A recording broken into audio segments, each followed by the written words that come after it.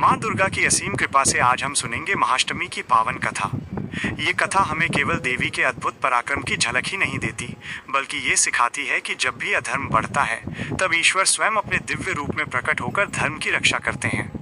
बहुत समय पहले तीनों लोकों में शांति और सुख का वातावरण था। देवता अपने अपने स्थान पर थे और मनुष्य अपने कर्मों में लगे थे। तभी महिषासुर नामक असुर ने कठोर तपस्या करके ब्रह्मा जी को प्रसन्न किया। वरदान में उसने मांगा कि कोई देवता, दानव या असुर उसे पराजित न कर सके। ब्रह्मा जी ने उसे ये वरदान दे दिया, परंतु महिषासुर ये भूल गया कि अहंकार में डूबकर किया गया कोई भी कार्य अंत में विनाश का कारण बनता है। वरदान पाकर महिषासुर अहंकारी बन गया।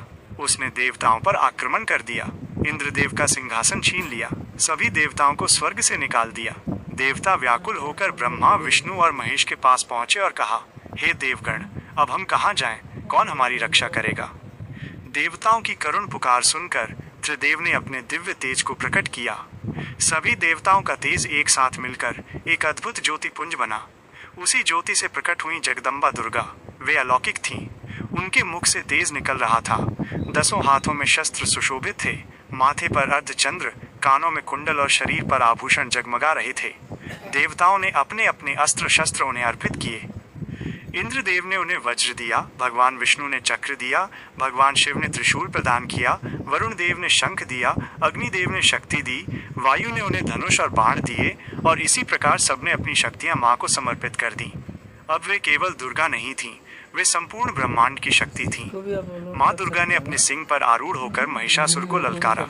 युद्ध प्रारंभ हुआ। कई दिनों तक भीषण संग्राम चलता रहा।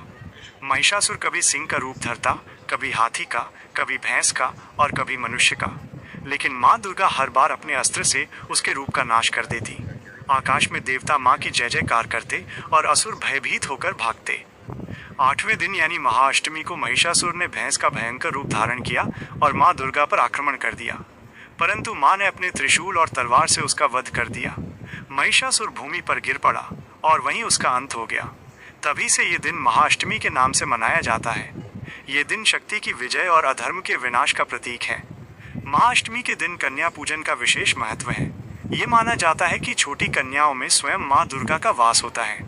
भक्तजन उन्हें घर बुलाकर उनके चरण धोते हैं, उन्हें सुंदर वस्त्र और भोजन अर्पित करते हैं और उनका आशीर्वाद प्राप्त करते हैं। ये पूजन केवल एक परंपरा नहीं, बल्कि इस बात का प्रतीक है कि नारी ही शक्ति का स्वरूप है और उसका सम्मान करना ही माँ दुर्गा की सच्ची पूजा है। माँ दुर्गा कहती हैं कि जो भक्त महाअष्टमी के दिन सच्चे मन से मेरी पूजा करता है, उसे सभी संकटों से मुक्ति मिलती है। उसके घर में सुख, शांति और समृद्धि का वास होता है। महाअष्टमी की ये कथा हमें ये संदेश देती है कि चाहे अंधकार कितना भी गहरा क्यों न हो, अंत में प्रकाश की ही विजय होती है। चाहे अधर्म कितना भी शक्तिशाली क्यों न लगे, अंत में सत्य और धर्म की ही जीत होती है। और जब जब संसार में अधर्म बढ़ेगा, तब तब माँ दुर्गा किसी न किसी रूप में प्रकट होकर धर्म की रक्षा अवश्य करेंगी। जय अम्बे गौरी, जय श्यामा गौरी। माँ दुर्गा सबके जीवन में सुख, शांति और शक्ति प्रदान करें।